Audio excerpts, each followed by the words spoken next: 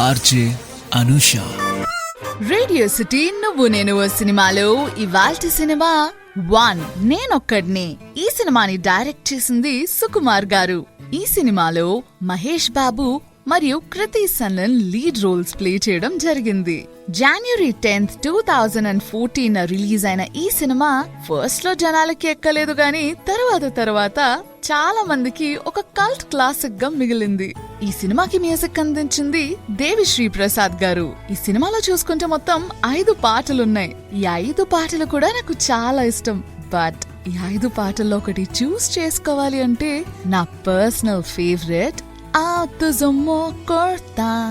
నాకు చాలా ఇష్టం తెలుసా. ఈ పాట అంటే మంచిగా అనిపిస్తుంది. వెల్, సినిమా విషయానికి వస్తే గౌతమ్ ఒక రాక్ మ్యూజిషియన్. తను వాళ్ళ పేరెంట్స్ ని కోల్పోతాడు. వెల్, చెప్పాలంటే వాళ్ళ పేరెంట్స్ మర్డర్ అవుతారు. ఈ హాలోజినేట్స్ అ మిస్టీరియస్ పర్సన్ అబ్బా. అండ్ తనైతే స్ట్రాంగ్లీ బిలీవ్ చేస్తాడు హాలోజినేట్ చేస్తున్న ఒక పర్సన్ ఎవరో వాళ్ళ పేరెంట్స్ ని చంపేసుంటారు అని. చిన్నప్పుడంతా కూడా గౌతమ్ వాజ్ కన్విన్స్డ్ తనకు అసలు ఎవరూ లేరు, తనొక ఆర్ఫన్ అని చెప్పేసి. And assumes that his parents are dead. తనకి వాళ్ళ పేరులో తెలీదు, వాళ్ళు ఎలా ఉంటారో కూడా తెలీదు. అండ్ ఒక కాన్సర్ట్ లో గౌతమ్ 3 వ్యక్తుల్లో ఒక వ్యక్తిని చూస్తాడు. And he chases him. Sameera, అదేనండి మన కృతి సనన్, జర్నలిస్ట్. తను గౌతమ్ ఒక ఇమాజినరీ ఆపోనెంట్ తో ఫైట్ చేస్తున్నప్పుడు ఫిల్మ్ చేస్తుంది.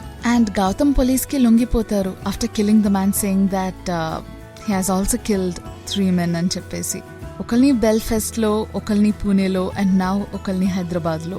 తను కస్టడీ నుంచి రిలీజ్ అవుతారు after Sameera broadcast the video on a television.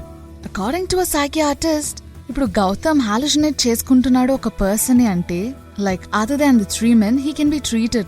Gautam గోవాకి వెకేషన్ మీద వెళ్తాడు.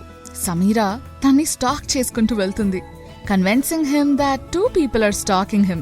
A journalist who wants to interview him అంటే imaginary-గా, and a person claiming to be his fan అంటే literally నిజంగా తనెవరో కాదు, మన సమీరా గురించి చెప్పుకుంటుంది.